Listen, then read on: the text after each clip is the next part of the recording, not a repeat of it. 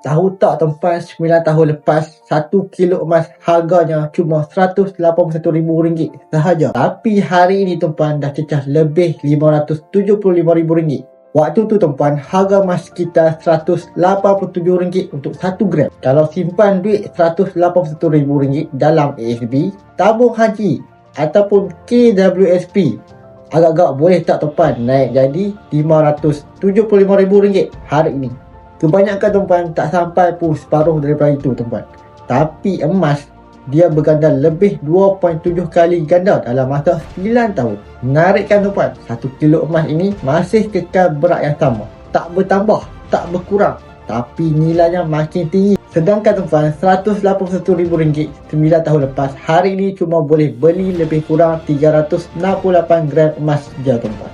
Maknanya apa tuan-puan? Nilai duit kita makin susut, tapi nilai emas makin lama makin meningkat. Jadi tuan-puan, pengajaran mudah. Jangan biar duit tidur dalam akaun. Tukarkan sebahagian simpanan itu kepada bentuk emas, supaya nilai harta kita tak dimakan inflasi tuan-puan. Jadi tuan-puan dah jelaskan penjelasan saya. Kalau tuan-puan nak tukarkan duit ke dalam bentuk emas, tuan-puan boleh tengok video yang saya pin di bawah saya untuk mulakan tabungan emas.